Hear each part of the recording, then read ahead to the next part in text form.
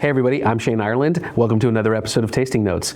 Today I'm here to talk about something brand new from Cornell Diehl and Jeremy Reeves, and that is the Cornell Diehl Summit Series, a series of plug tobaccos inspired by the outdoors and specifically some really important landmarks across America and our national parks.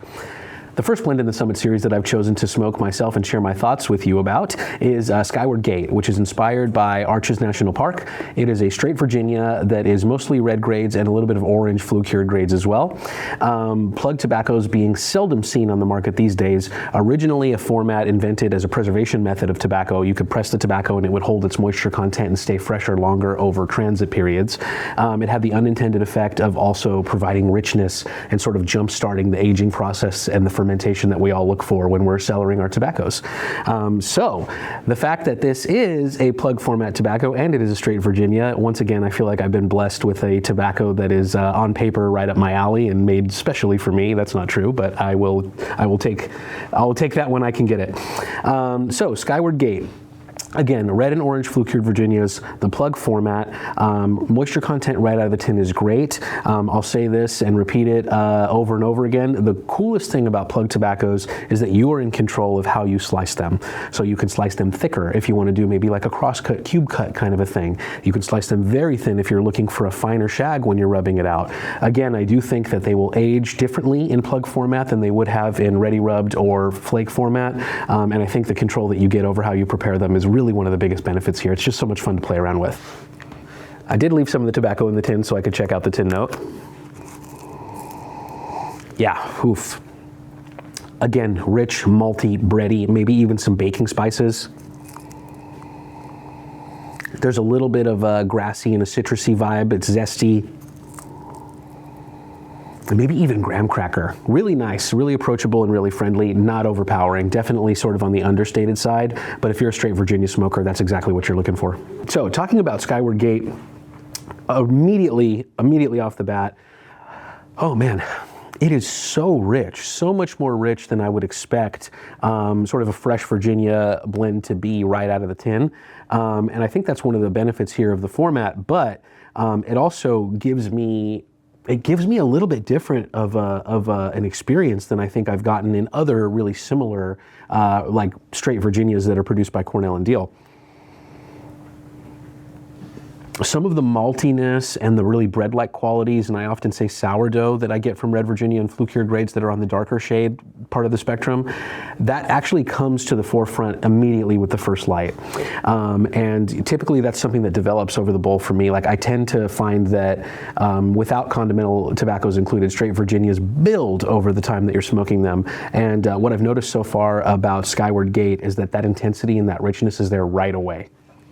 Yeah. A really nice balance of natural sweetness. I did not look into the sugar content of these grades specifically. I kind of went into this one blind, which was by choice, and I really do perceive a fair amount of sweetness right off the bat. Again, that is usually something that I find builds throughout the smoke, and it's really evident right away. So almost like a powdered sugar, somewhere between that and maybe a honey-like sweetness. Like I said, baked goods, bread, sourdough, a malty character for sure. As the bowl progresses and that richness sort of builds, I also start to notice, especially through the retrohale, some zestier notes, a little bit of citrus. A little bit of that grassy character that we associate with Virginia grades too, except it's more like a sweet grass to me than it is your typical hay-like sort of aromas.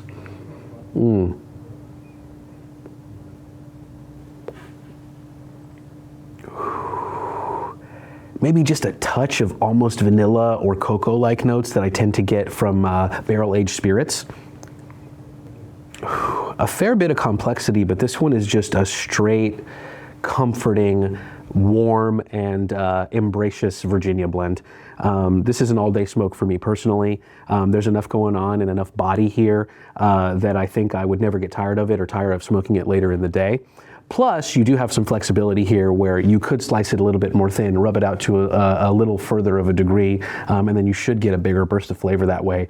Or you can keep it in almost flake-like format or cube cut format, slow down the burn rate, and then have a really sort of crescendo of these sort of Virginia flavors throughout the smoke rather than right off the bat. There's just so much to play with here. It almost feels unfair to review a tobacco like this because I would have to cut it in a million different ways, load it into a million different pipes, and to really wrap my head around the possibilities here. They're sort of endless.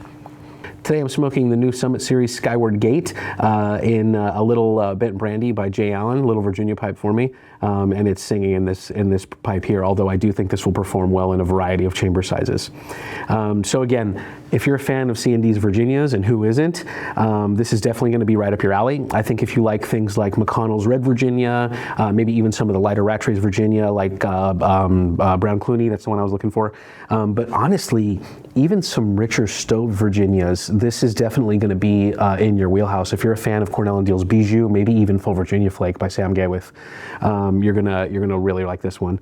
But yeah, that's enough out of me. I think you need to try it for yourself. Don't forget to try it in a variety of different widths and thicknesses and different degrees of rubbing out those slices, and have some fun and sell her some to see how it does in the future.